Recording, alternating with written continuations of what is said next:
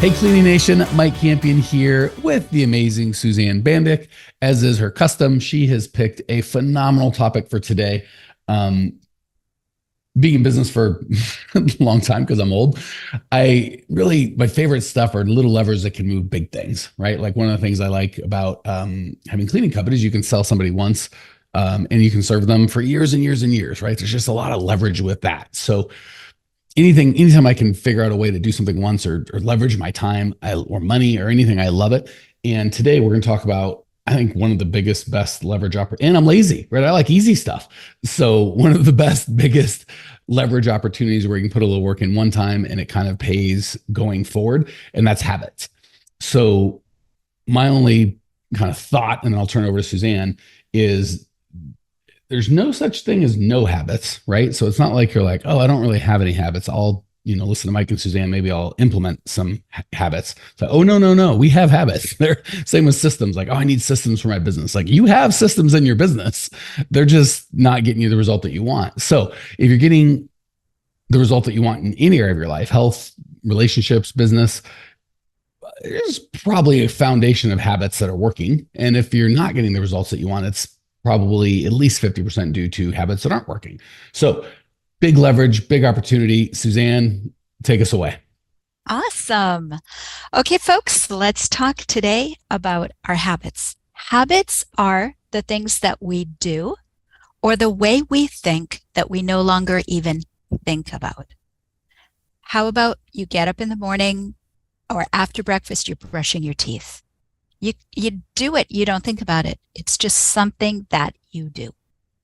And that's the challenge sometimes with habits, because the big question is, are the things you habitually do, your habits, are they serving you or are they not serving you? And let's talk about one that may not be serving you, that sounds really simple. And you say, but Suzanne, how could that affect my business and my life? Let's talk about when you get up in the morning, do you automatically hit, or I should say, when you wake, when your alarm goes off in the morning, do you automatically hit the snooze button?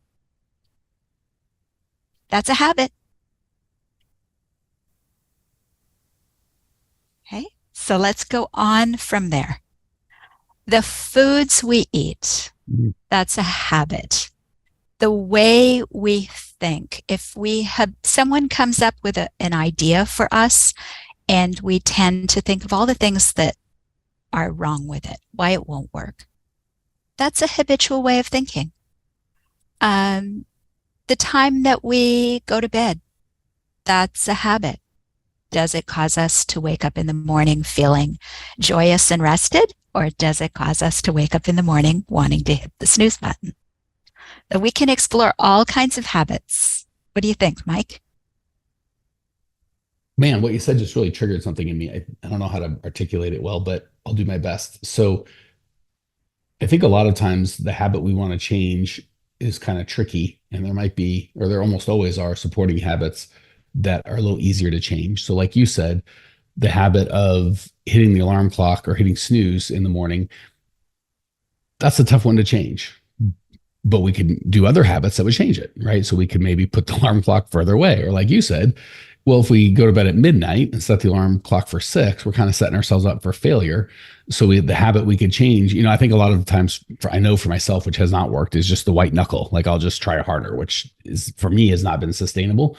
So, well, what if we just went to bed at 10 o'clock if we wanted to wake up at 6 as opposed to 12:30?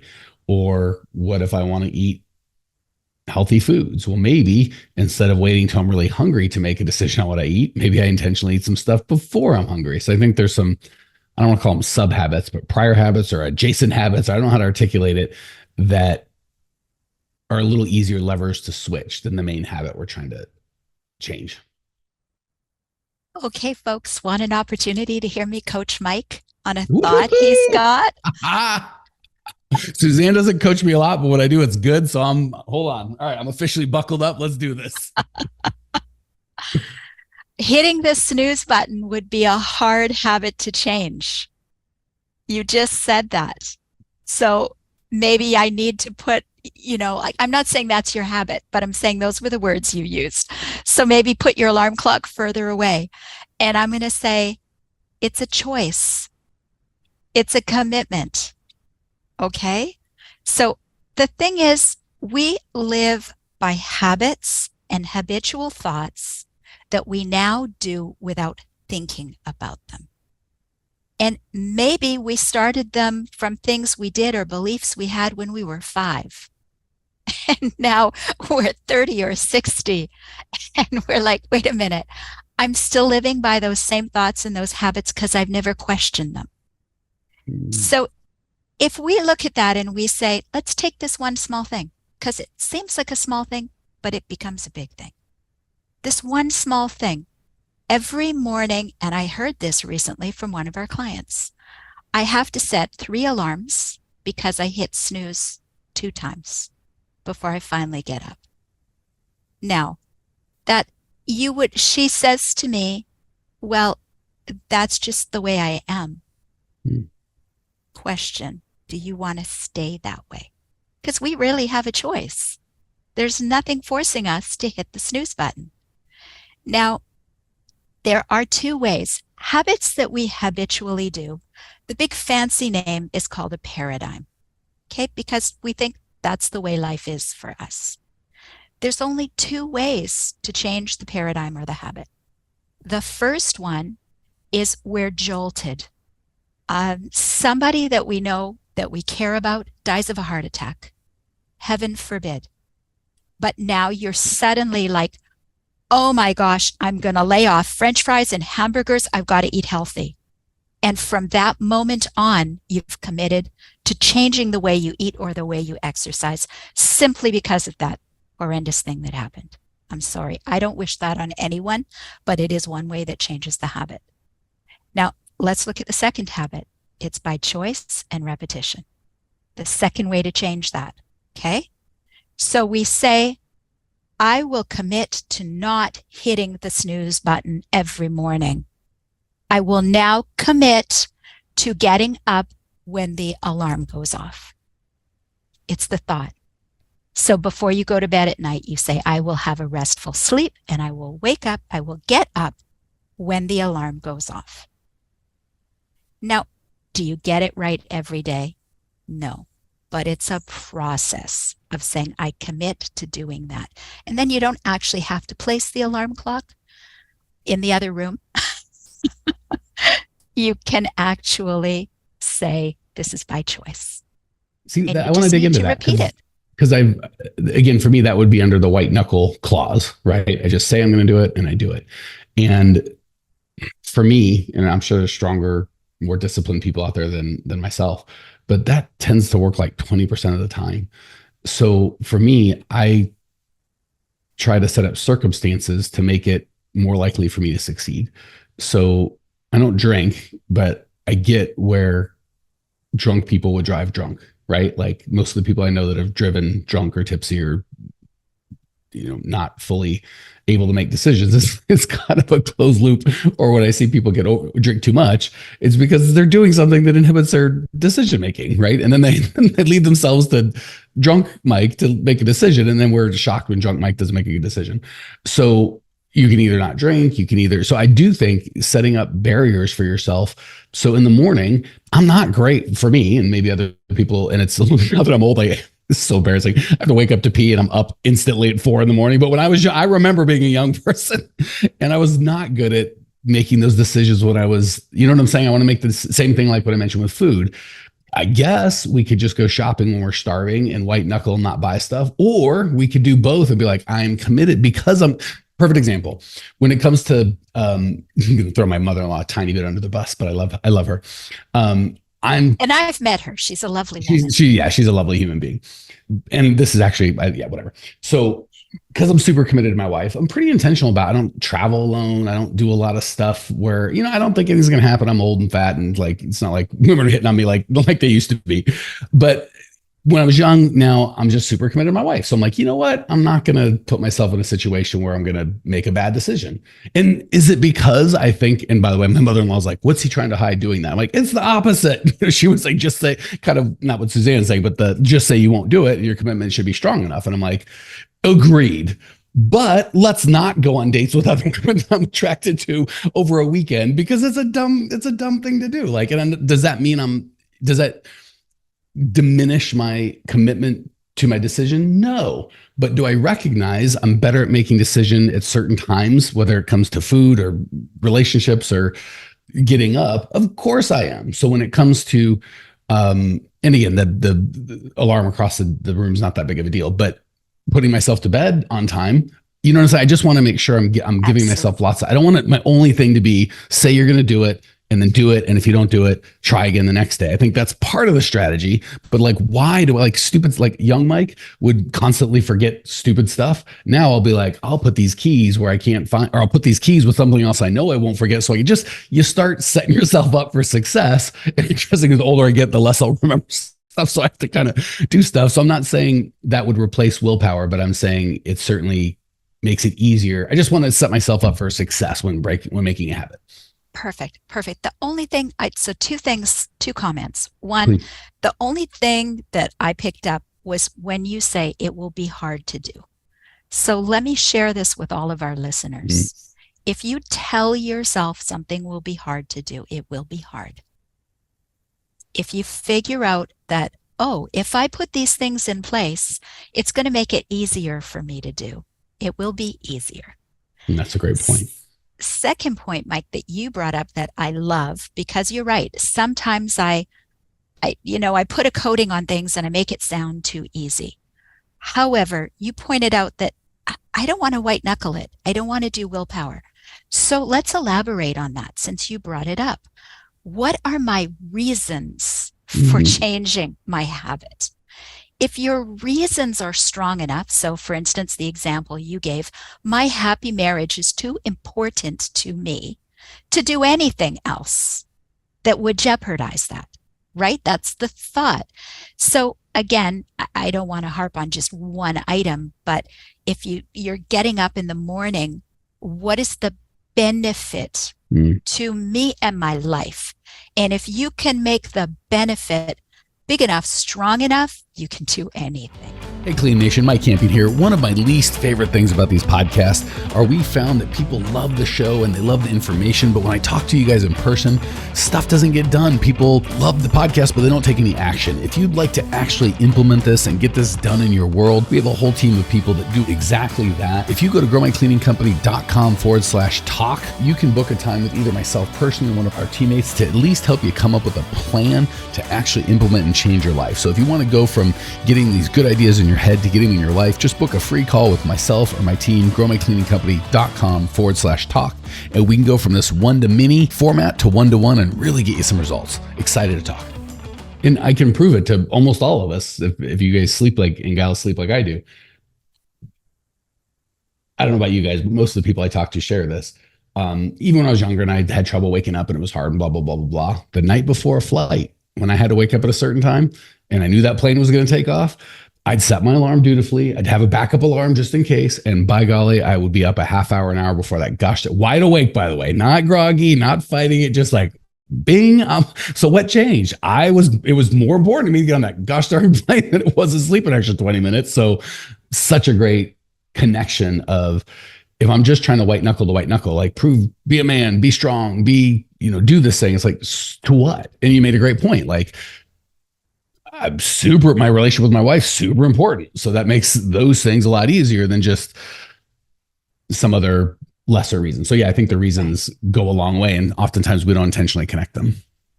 So let's talk a little bit about in people's businesses. Because yes, we've got personal habits that will serve us. Taking time for yourself in the morning, journaling, doing gratitudes is something that I recommend. Write down the things that you're grateful for in your life, because so often we focus on everything that's going wrong, right? Almost impossible to be grateful and frustrated or angry at the same time, or grateful in any other negative emotion. Yes, because it changes the thought process. So there are basic everyday things that we will do that will have a positive effect on our business and our life.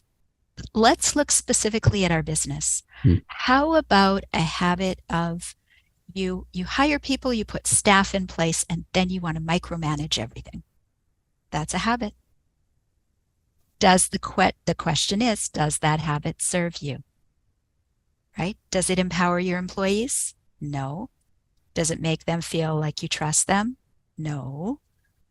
Is it a lot of extra work for you? Yes. Are you now trying to think for everybody else? Yes. Perhaps that's something that you could say, you know what? I'm going to create a new habit. I'm going to make the choice not to micromanage, to allow people to do their jobs. And instead, I'm going to say, what would you do in that situation? Right? Give the power back to them. Again, do we always get it right? No, because our habit is, I want to jump in and I want to solve it. Right? That's my habit. Sometimes we will still do that. Why? Because it's habit. We're not even thinking about it. And then you can, when you realize it, you hear yourself doing this, you could actually step back and say, oops, sorry. You could even say this to the person. Sorry, I promised myself I wouldn't micromanage you because you're extremely capable. Let me step back and see, how would you handle this? I think people miss that a lot. We make a mistake. We're like, how do we fix it? Just say I made a mistake and how do we go forward? Like, it's super easy. It's, yeah. By the way, it works great with our kids too. Side note. I had a nickel for every time I told my kid I was sorry. I'd have half as much money as I should have, but I probably need to say it more often. Can I tie that to a meta habit, Suzanne? Sure. Just as you were speaking, I was just like, yes, yes. And you said it perfectly in terms of instead of telling the employee what to do, which is great if you want a quick endorphin hit of here's a problem, I solved it, I feel great. Not so great if you don't want 1,000 of those as you scale. And now your whole life is just, the endorphin hit turns into just making it through the day, where you have a 12-hour day, you come home to your partner and you're like, what'd you do today? You're like, I have no idea, but I did a lot of it. And now I'm exhausted. So just like there's wisdom, obviously, in either they're not competent, in which case we should put someone competent in that place, or more likely they're competent, in which case we should let them be competent. The meta habit I want to tie that to is, if I could just pick like one thing, because we coach thousands of people, and so if I could just pick one thing, like you can only pick one thing, and someone you're going to coach is an indicator of success. It would be a habit, and that habit would be asking themselves questions that will get them to their goal. So with Suzanne, she does something like, wrong, here's the right answer. If my goal is to have Suzanne not feel great about me or herself and turn her brain off, that's an excellent habit. If my goal is to get Suzanne to feel good about me and herself and do a great job without me, that's a terrible habit. So just going, Suzanne said it perfectly. You're a genius, Suzanne. Why would you ask me? I'm half an idiot. What do you think the best answer is? Bet you I get a pretty darn good answer, because Suzanne's a pretty darn bright lady. But then we don't do the same thing for ourselves. Like I hear so often, no one wants to work in my area. Okay, well, that's a statement that is that going to get you closer to your goal? Absolutely not. So that's a statement. I hate statements because they're true or not true. They're there, even if it is true. Questions can be good or bad. I guess statements can be as well, but questions tend to, for me, engage my mind better. I think probably for you guys as well. So if I just turn it from no one wants to work anymore to, I wonder why people don't want to work more. So from judgment to curiosity, and even that question has a belief baked in that I don't think is correct. Still better than the statement, I think. Or if we just upgraded that to, are there successful people that have lots of people working for them? Like that I could go see today? Does a McDonald's exist that might have 70 people on staff? Yeah. Okay. That's a better question. Well, if they can do that, how would I do that? Are there other cleaning companies that have? Yeah. Okay. Well, if they could do that, how could I do that? So asking yourself questions that are going to get you closer to your goal, which don't always feel as good because they're going to have built in. So I guess I better do something, like if I just go, no one wants to work, well, then I don't have to work, right? Why hire? Why do anything? Why change it? I can just sit here right in my comfort zone and clean toilets all day. But if I ask the right questions, then the next question is going to come, well, what do I have to do differently? Oof. Well, I was trying to avoid that question a lot. So if I could pick a meta habit, it would be asking questions that are going to move you towards your goal, not keep you comfortable. And I know that's kind of a complex one, but Haven't done this a while. You tell me, Suzanne. I got to imagine that would be your top 5. I love that, Mike. Great job. Yay, me. Great. I mean, yes, ask the questions we ask ourselves are so important. They're going to give us the answers almost that we've pre-programmed, right? Like, why am I always doing the wrong thing? Your mind is going to give you the answers. If you say, how can I do this better? Your mind is going to give you different answers. So important. And question still, I can do this better. Okay, better than I can't do this better. How could I do this better? Boom, you just kick the power up 20%. All right. I said everything I had to say on habits. Suzanne, I'm going to let you finish, add however you see fit. Okay, so if you discover, and I would suggest you look at your day today and think about the things that you're doing or not doing and ask yourself, is this a habitual behavior? Then ask, do I like it? If you like it, keep it. Right? That's beautiful. And I guess you'd have to be more specific. Do I like the behavior? Because I like eating pizza. And do I like the outcome? I do not like being fat. So I guess we'd have to kind of break it down into, do I like the habit and do I like the outcome of the habit? And then we can, again, relink it to, do I like eating pizza more than I like being fat? Or do I like, or more than I hate being fat? Or do I, you can kind of take it down that road. Perfect. So first is to analyze and look at, is there anything I'd like to change in my life because I feel it would serve me better to do so? Second, commit. Commit to the new behavior. Okay, decide and commit to the new behavior. And then focus on one habit at a time. Okay, focus on one habit at a time because you can't change 5 things about you at the same time. It's too hard to keep track. So be kind to yourself. Pick one thing that you think, this will serve me better, and commit to doing that process. And as we discussed earlier, find the reasons why that serves you to help you commit to doing it. That's it. I do have a little, Suze, I think I've said everything. I can say, Suzanne says something like, I've got a great example I think that will end nicely. I love that commit. And I would kind of put a 2A or 2B on there and then make a plan. So I've shared, I think with our clients before, I don't know about on the podcast, when I wanted to work out with a trainer.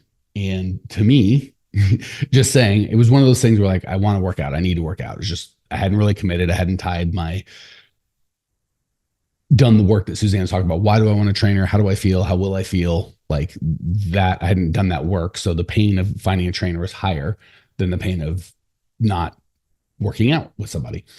So my sweet wife said, well, I think, what did she do? Like there were steps where she found a trainer in our area that we had this common workout area. And she's like, here he is, just go down and see him. I'm like, that is too much. I'm not willing. The price was too high. And she said, fine, I'll get his number. She got me his number and she's like, call him. I'm like, I'm not calling some strange dude. Price was still too high. This is just how weak my commitment is. And then she's like, text him. All right, I'll do that. I'll text him. So my wife had to do it for me because I'm such a numbskull of, I will find a guy. He's already works out with us. I will get his number. I know you can't call another adult male because you're a child. Just text the man. Okay, I can do that. And then usually I use it as a kind of a marketing lesson or a sales process lesson. Had he said, here's the deal, let's jump on a call for a half hour and I'm going to give you some sales pitch about what we have, I would have passed. I shouldn't say that. I probably would have passed. Don't know for sure, but it doesn't sound appealing. If I wouldn't even call the guy and the first thing he says is, let's jump on a half hour call, I'm probably going to find a reason where I'm too busy. Hint or spoiler, I was not too busy. What he said was, yeah, come down and work out. That's it. No paperwork, no whatever, nothing. Just come on down and work out. And we came down, we spent 10 minutes of him asking me questions, not selling me anything, and then us working out. And then he goes, yeah, if you think that's fun, let's come out another time. So he kind of my wife and this, Josh, thank you, brother, helped me make a plan because I wasn't committed enough to do it myself. So just be honest with yourself. And if you're like, I'm probably not going to call that dude, be like, all right, well, is it important? And if so, what step will you take? So make a plan my plan was I'll just figure it out. And after a week or 2 or 3 or a month, I should have gone, I'm not ever going to figure this out. I'm just telling myself that to whatever. Just make a plan. And again, part of that plan should have and could have been, is it important that I work out? Why is it important? What am I missing out? And that would help supercharge the plan. But give yourself a plan more so than just do better, chump. Because unless you're stronger than me, that do better chump ain't going to work. All right. Did I miss anything, Suzanne, or should we call it? That's it. All right, Cleaning Nation, go make a habit. If I'm going to give you a habit right now. Your habit is probably, I like these little podcasts. They're in 20-minute chunks. I can pick it up while I'm working out or driving somewhere, and I'll just listen to them back to back to back to back and not do a blessed thing. That's one habit that'll get you one result. True. Another habit is anytime this podcast or another, I get value out of something, I'm going to stop and take an action. Our friend Tracy probably still says, but used to say to us, never leave the scene of a decision without taking an action. So be that, right? If the habit you start is on this podcast or anytime I hear something smart, I'm going to take a gosh darn action before I just move on and forget about doing something else. So figure out what that is. If it's to reach out to us, Mike@growingcleaningcompany.com, great. If it's to call a friend, create a habit, stop now, hit pause, create a habit, go get in Cleaning Nation. Talk soon. Hey, Cleaning Nation, if you dug the content you just got, we don't do any ads and I don't sell anything on this podcast, but if you would just subscribe, rate, and review, it would be huge and I'd be so appreciative. Not only is it going to help me, but you'll help other owners of cleaning companies across the world work less, make more, and get profitable. So if you appreciate the value we give, again, subscribe, rate, and review. It would mean the world to me. I'd really appreciate it. And we sure appreciate your time and attention.